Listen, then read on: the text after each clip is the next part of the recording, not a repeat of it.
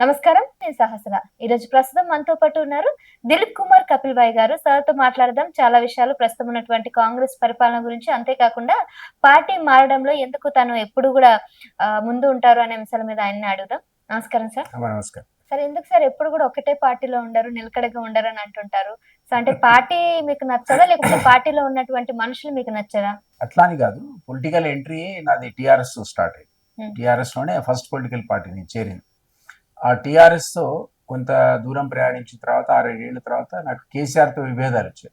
హ్మ్. విభేదాలొచ్చిన తర్వాత నేను బయటికెళ్ళిపోయి ఇంకో పొలిటికల్ పార్టీ నేనే అజిత్ సింగ్ గారి పార్టీ ఇక్కడ స్థాపించి ఒక 2 ఇయర్స్ నడిపా. హ్మ్. 2 ఇయర్స్ నడిపిన తర్వాత మేము ఒక 20 బీఫారాలు ఇచ్చాం. ఎస్సీ, ఎస్టీ, బీసీలకు మాత్రమే, ఓసీలకు ఇవ్వలేదు.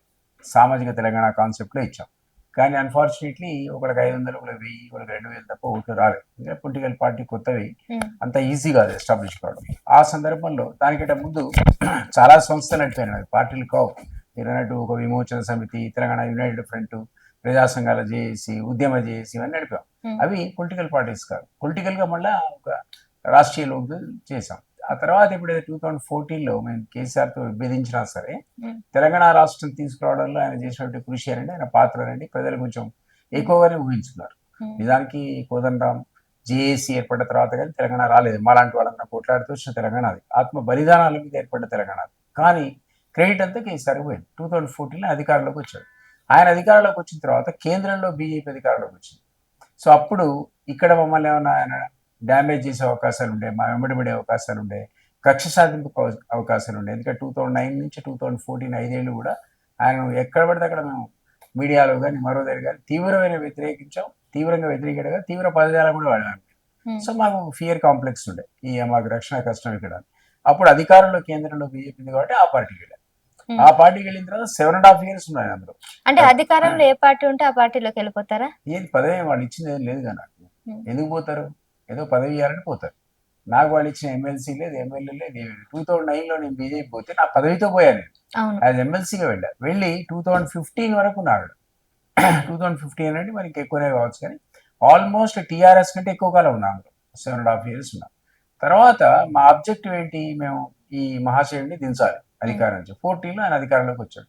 సరే, బీజేపీ ఆయన దించుతుందనే ఆశతో మేము చాలా కాలం అందులో మీరు అన్నట్టు కొనసాగాం. అంటే మేమేం పదవులు ఆశించి కాదు, పదవులు మాకు రాలే కూడా. కేసీఆర్ ని దించాలని ఒక ఎజెండాతోనే బీజేపీకి అంతే కదా. బీజేపీ పోయిందే కేసీఆర్ కొడదామని. ఒకటి ప్రొటెక్షన్, నేను అన్నట్టుగా మా అమ్మని రక్షించుకోవడానికి కేంద్రంలో అధికారులు కాబట్టి మాకు రక్షణ ఖచ్చితంగా ఉంటుంది. ఎక్కడ చేయడింది మీకు కేసీఆర్ కి?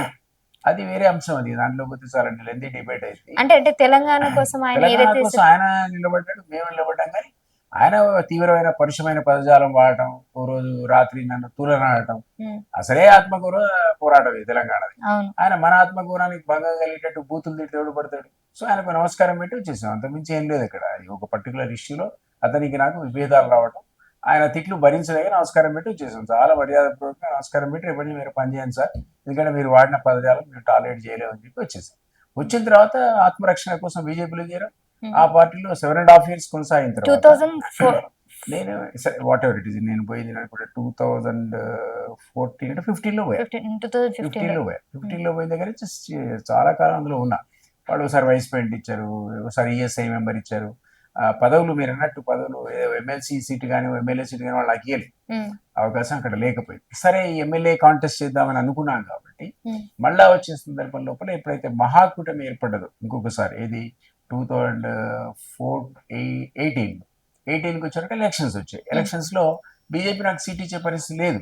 ఇప్పుడు ఎమ్మెల్యే పోటీ చేద్దామని ఆలోచన అప్పటికి కాస్త డైల్యూట్ కూడా ఇది కేసీఆర్ ఓడిపోతాడనేటువంటి వాతావరణం కూడా ఏర్పడ్డది. కానీ 14 అప్పుడు మేము మహాకూటమి ఏర్పడితే ఆ మహాకూటమి సరిగ్గా గ్రౌండ్ కాలే. ఆ మహాకూటమి సరిగ్గా గ్రౌండ్ కాకుండా మేము ఓడగొడతాం అనుకున్న కేసీఆర్ కాస్త మళ్ళా అధికారంలోకి వచ్చాడు ఇంకొకసారి. సో ఇప్పుడు ఏమైంది, బీజేపీ కనీసం కొడుతుందేమో అనే ఉద్దేశంతో మళ్ళా బీజేపీలో పోయారు. మళ్ళా రిటర్న్ వెళ్ళిపోయారు. ఎందుకంటే టీజేఎస్ కి ఒక్క సీటు కూడా రాలేదు, మెయిన్ ప్రొఫెసర్ కోదండరాం పార్టీకి. సో మేమందరం దారుణంగా ఓడిపోయాం. అది ఎన్ని రోజులు ఉండే సార్ మీ ఓన్ పార్టీ? 9 months. నా own party 2 years, TJS 9 months. ఎప్పుడైతే మళ్ళా ఆయన అధికారంలోకి వచ్చాడో మళ్ళా ప్రొటెక్షన్ ప్రాబ్లం. సో మళ్ళీ వెళ్ళిపోయాం బీజేపీలోకి. అధికారంలో మళ్ళీ సెకండ్ టైం కూడా బీజేపీ కేంద్రంలో అధికారంలో ఉంది. వీళ్ళు ఏ పదవి ఉన్నా ఇచ్చినా లేకున్నా కొన్ని రోజులు కొనసాగారు. ఏ పదవి వాళ్ళు ఇవ్వలేదు. ఏ ఎమ్మెల్యే సీట్ కూడా వాళ్ళు కన్సిడర్ చేయలే, ఎంపీ సీట్ కూడా కన్సిడర్ చేయలే. పొలిటికల్ ఒకసారి మీరు పొలిటికల్ పార్టీలో ఉన్నప్పుడు ఎమ్మెల్యే కావాలనుకుంటారు, ఎంపీ కావాలనుకుంటారు, ఏదో పోస్ట్ వాళ్ళు అట్లీస్ట్ ఎమ్మెల్సీ అనే వస్తుందని ఏదైనా ఎక్స్పెక్ట్ రావాలి చేస్తారు. కదా, ఏది ఇవ్వలేవాడు. ఇవ్వలే, ఎమ్మెల్యే కన్సిడర్ కూడా చేయలే నా పేరు కనీసం. ఈ లోపల ఏమైంది, అసలు బీజేపీ లేచి ఈ తెలంగాణ లోపల ఆయన కొడుతుంది, గద్దె దించుతుంది అనేటువంటి ఒక ఊపు ఉండే. బండి సంజయ్ గారు అధ్యక్షుడు వరకు ఉన్నా. బండి సంజయ్ ఎప్పుడైతే తీశారో అంతటి బీజేపీ కొలాప్స్ అయ్యి సింగిల్ డిజిట్ పరిస్థితి వచ్చింది. కావాలని బండి సంజయ్ ని తొక్కేశారని అంటున్నారు మీ పార్టీ వాళ్ళే, అంటే I mean మీ ఇప్పుడు కాదు, బీజేపీలో ఉన్నప్పుడు. ఉండొచ్చు, అది నిజమేనా? అంటే ఏ కారణం అది లేదు. ఆయన దించారు, రెడ్డి గారిని పట్టుకొచ్చారు. ఇక దాంతో మనకు అర్థమైంది ఏంటంటే ఈ పార్టీ ద్వారా కేసీఆర్ దిగే సమస్య లేదు అనుకున్నాం. చుట్టూ చూస్తే అప్పుడు ఎమర్జీ అవుతున్నాడు రేవంత్ రెడ్డి. ఆయన కూడా వీళ్ళకి సమానమైన భాషలో ధీటుగా మాట్లాడుతున్నాడు, భారీ బహిరంగ సభలు పెడుతున్నాడు, అట్మాస్ఫియర్ యాంటీ ఇన్కంబెన్సీ ఉంది. ఏదైనా పొలిటికల్ పార్టీ ముందుకు వస్తే వాళ్ళకే పట్టం కట్టి వీళ్ళని తోసే పరిస్థితుంది. అది చూసిన తర్వాత లాభం లేదు, మనకు కొట్టడమైన ఆబ్జెక్టివ్ అని దించాలనుకున్నాం కదా. సో అందువల్ల నేను మళ్ళా కాంగ్రెస్ రావాల్సిన పరిస్థితి వచ్చింది. నిజంగానే కాంగ్రెస్ కొట్టింది టిఆర్ఎస్. అట్లా మీరు అన్నట్టు ఈ కారణాలు నేను మిమ్మల్ని కలిసినప్పుడు మీరు బీజేపీలో ఉండే, బీజేపీలో మీరు ఒక పదవిలో కూడా ఉండే అప్పుడు.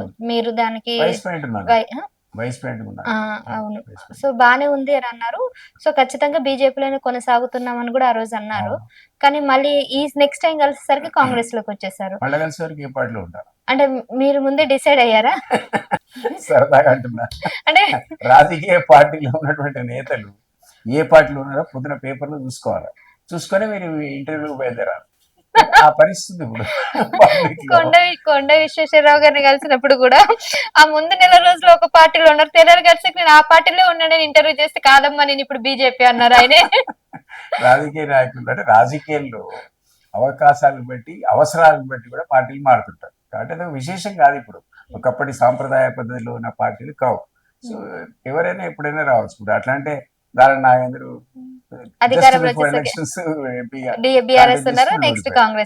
లేదా కొండ మన పేరేంటైనా కడియం శ్రీహరి గారు కూతురుతో సహా బీఫామ్ కూడా తీసుకోండి. ఆయన ఆల్రెడీ ఇక్కడ ఎమ్మెల్సీ మరి ఉన్నాడా, ఎమ్మెల్యే గెలిచాడు ఉన్నాడా, ఆయన కూతురుతో సహా దీంట్లో కూర్చోడు. ఎంత సీనియర్ ఆయన, వాళ్ళ ముందు మేము ఎంత లెక్కలో కూడా రావచ్చు. కాబట్టి సహజంగా పార్టీలు మారడం అనేది అధికారం కోసం లేదా అవసరాల కోసం, కొన్ని ప్రత్యేక కారణాల కోసం. నేను ఇంతకుముందు పర్సనల్ ప్రొటెక్షన్ కూడా ఇంపార్టెంట్ అవుతుంది. కాబట్టి మేము కాంగ్రెస్ గెలుస్తుంది అనుకున్నాం, గెలిచింది కాబట్టి అందులో కాంటెస్ట్ చేయడానికి అవకాశం కూడా లేకుండా ఎమ్మెల్యే ఎలక్షన్స్ ఆల్మోస్ట్ నోటిఫికేషన్ వచ్చాక వచ్చింది. కాబట్టి నాకు సీటు కూడా వాళ్ళు ఇచ్చే అవకాశం లేకపోయింది. అంటే ఇప్పుడు వచ్చినప్పుడు మీరు ఎలక్షన్ ముందు వచ్చి ఏదో ఒక వచ్చే ఛాన్సెస్ ఉన్నాయి, ఇప్పుడు లేదు, అవకాశం లేదు. మరి ఎందుకు, ఏ రీజన్ తో ఉన్నట్టు? కేవలం కేసీఆర్ మీద కోపంతోనేనా? అయిపోయింది ఆ కోపం, దీపాడు కదా. మన ఆబ్జెక్టివ్ అయితే ఓడించడం అయిపోయింది, కాంగ్రెస్ కొట్టింది, అయిపోయింది. మరి ఇప్పుడు కాంగ్రెస్ లో కంటిన్యూ అవుతున్నాం పెద్ద మనకి పర్సనల్ అజెండాతో. నేను ఏ పార్టీ మీరు అన్నట్టు ఎన్ని సంఘటనలు నడిపినా, ఎన్ని పార్టీలు మారినా, ఎప్పుడు ఏ పార్టీ నాకు ఏ పదవి ఇవ్వలేదు. నేను ఎవరికి ఒక ఐడియాలజీ మీదనో లేకపోతే పలానా వాడిని కొట్టాలనో ఇట్లాంటివి దానికోసమే మారే తప్ప నాకు లాభం అంటూ ఇంతవరకు జరగలేదు. మీరు ఆశించట్లేదు కూడా ఎక్కువగా, అడిగింది కూడా లేదు. అసలు ఎమ్మెల్సీ టికెట్లని పంచినాక నేను పార్టీలోకి వచ్చా. అప్పటికి ఎలక్షన్ స్టార్ట్ అయ్యి నాకేమి ఇస్తారు అంటే మీ దురదృష్టమా లేకపోతే మీరు అంత తొందరగా? దురదృష్టం అని కాదు, ఆ టైం లేట్ అయింది. నేను రావడం అనేది కొంచెం ఆలోచించుకొని అంతా చూసి కాంగ్రెస్ వస్తుందని రూఢీ అయిన తర్వాత వచ్చా తప్ప ముందుగా వాళ్ళు ఆహ్వానించినా రాలేదు. అప్పటికి ఎమర్జీ అయింది కాంగ్రెస్, ఇక లాభం లేదు, ఇక పోవాల్సిందే అనుకున్నాను. ఇంకా బీజేపీ కొట్టే పరిస్థితులు లేదు ఇంతకుముందు.